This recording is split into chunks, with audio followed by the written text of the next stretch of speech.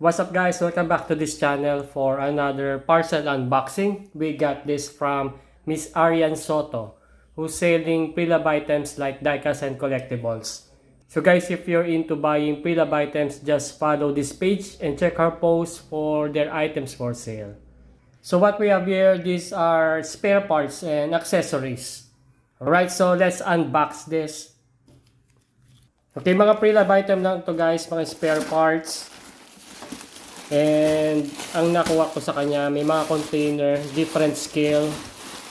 Pero merong 1:50 na relevant sa ating collection. So aware ako sa mga condition nito guys. May mga paint chips, missing parts kasi nga mga spare parts lang to.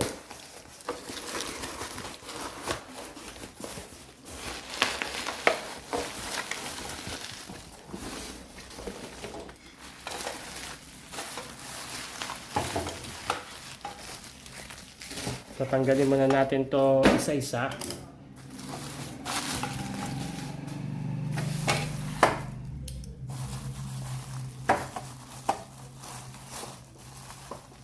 Itong first one, container to na 1:50 scale. So, may missing parts lang to guys sa top part.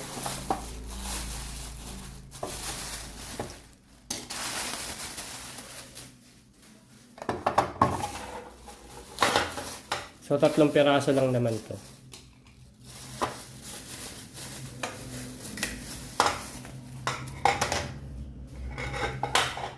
Right, for the first one, this is the UBC bulk 40-foot shipping container by Corgi at 1:50 scale.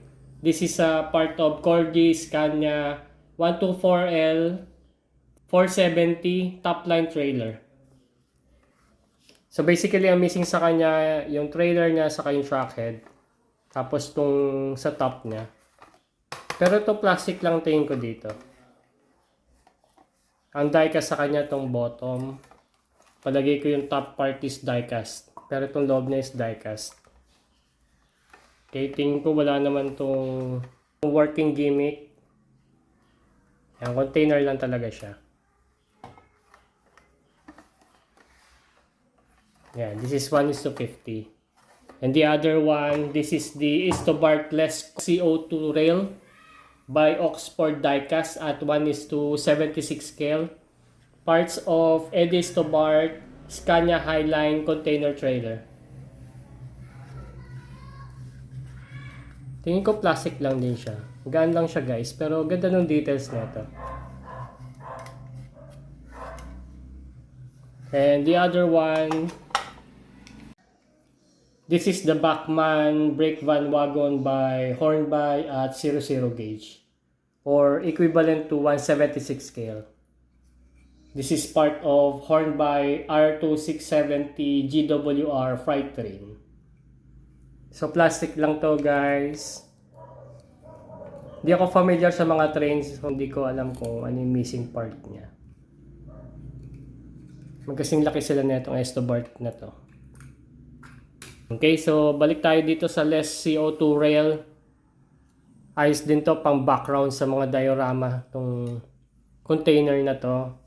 And standalone to guys, pwede siya sa diorama, pwede mo siya lagay sa container na 1:76 din na trailer or train load, just like in the picture. Alright, so yung UBC bulk naman,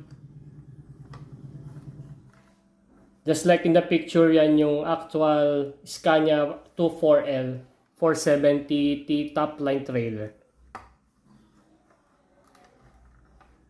Yan, gagawin nating pang background sa ating mga diorama. And meron pa ako isang nakuha kay mame na unang dumating. This is the Knights of Old aluminum van by Corgi at 1:50 scale. Parts of Corgi Volvo FM curtain side. Yan, dapat may trailer yan dito guys eh. So, tapos may gulong. And naiwan na lang tong container. Pero ang ganda ng detalye nito guys. Pwede siya sa diorama. So, all in all, yan palang nakuha natin kay Ma'am Arian. Thank you very much, Ma'am Arian, para dito sa item na to. Alright, so if you like more of this diecast product review, just follow my page. I have a TikTok, Facebook, and YouTube account. Subscribe guys for more. So I'll see you for the upcoming videos, and goodbye. In the dark where shadows lie, feel the monster